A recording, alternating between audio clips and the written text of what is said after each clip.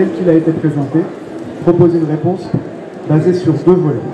Le premier est un volet de la gestion de l'eau, à savoir avoir une autorité qui a les compétences de prendre des décisions et des compétences de réglementation, qui peut décider en fait, en fonction des besoins tels qu'ils ont été identifiés, de trouver, d'adapter le secteur de l'eau. Et le secteur de l'eau en Israël tel qu'il a été présenté, une autorité centrale fixe la politique de l'eau, détermine le prix du service.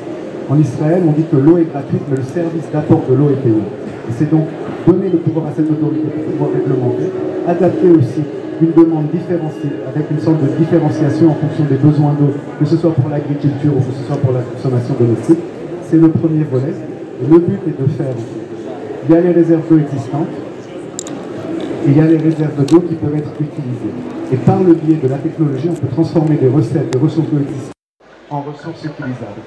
Et le but, là, l'apport d'Israël est aussi de proposer des technologies telles que l'agriculture de précision, l'irrigation de précision et la purification, qui permettent de manière complètement adaptée, même en zone d'aridité comme en Israël ou comme ici, de pouvoir régler les problèmes d'eau.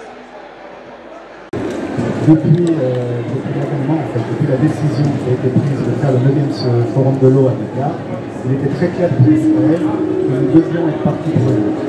Ce pour deux raisons. La première, c'est notre engagement dans toutes les questions et les solutions en matière d'eau. La deuxième, c'est notre engagement à renforcer la coopération avec nos partenaires africains et avec nos partenaires sénégalais. Donc nous avons une délégation de haut niveau composée de représentants de l'autorité de l'eau, qui sont en charge de la gestion de l'eau en Israël, de représentants de la coopération internationale d'Israël, de représentants des entreprises qui portent l'innovation et l'entrepreneuriat israélien, qui sont venus main dans la main pour, premièrement, présenter la solution, le modèle israélien de solution à l'eau, puisqu'Israël a réussi à régler ce problème d'eau malgré une pénurie très forte et endémique. Et deuxièmement, continuer à offrir des cadres de coopération et d'échange de savoir, puisque ce n'est qu'à travers l'échange que nous pourrons nous confronter à ces problèmes globaux qui sont les problèmes dérivés de l'eau et des changements climatiques.